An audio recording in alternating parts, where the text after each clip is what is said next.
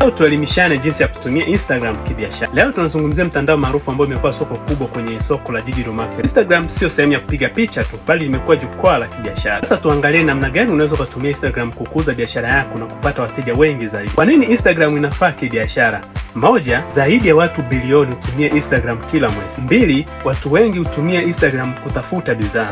3, inatoa nafasi kwa brandi ndogo kukuza biashara zake. Yote inamaanisha Instagram ni soko la wazi kila mtu kukuza biashara zake. Tuanze hatua ya kuweka biashara yako kwenye Instagram. Kitu cha kwanza ni kutengeneza business yako. Badala ya account ya kawaida, ibadilishe iwe ni business profile, kwa sababu Instagram account itakusaidia kuona ni nani ambaye ameona content zako. Itakupa uwezo wa kutumia button ya contact au shop now. Vile vile business account itakupa uwezo wa kumanage matangazo yako. 2, jenga brand yenye mvuto. Profile picture, kumbuka kuweka logo inayotambulisha biashara yako. Kwenye bio elezea maneno machache yenye nguvu kuhusu biashara yako. Sehemu ya link, weka link ya WhatsApp yako au tovuti yako kama unayo.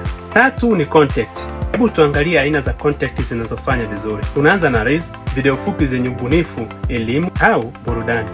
Story ni kuonyesha maisha ya kila siku ya bidhaa zako. Feed post ni kuweka picha nzuri za bidhaa au huduma unayotoa. Kwenye carousels, weka slides zinazofundisha au zinazoelezea kwenye hatua kwa hatua. Tuangalie mikakati ya kufanikiwa kwenye Instagram. Namba 1 ni samani kwanza. Kwenye Instagram usiwe mtu wa kuposti tu, bali fundisha na kumbuka kuburudisha. Badala ya kusema nunua viungo hivi, sema angalia jinsi gani unaweza kupiga pilau kwa kutumia viungo vya Alice Spice. Namba 2 ni hashtag na location.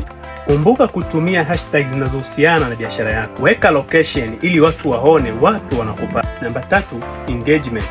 Jibu comment na DM za wateja kwa haraka sana. Uliza maswali ili upate majibu kutoka kwa wateja wako. Shirikisha wateja wako kwenye mambo mbalimbali. Namba 4 ni kushirikiana na influencer. Tafuta influencer wa eneo lako, alafu waambie waonyeshe bidhaa kwenye peji zao, sababu hii ongeza uaminifu na kupata wateja wapya. Instagram hadi ndio njia rahisi ya kupata wateja wako. Unaweza ukalenga watu kulingana na umri, vitu wanavyopenda na eneo walioko wateja wako. Angalia makosa ya kuepuka: kutumia account ya kawaida badala ya business account. Weka picha mbovu zisizokuwa na ubora. Kuwa unaposti bila kutoa elimu ya bidhaa zako. Na mwisho ni kutojibu wateja kwa haraka.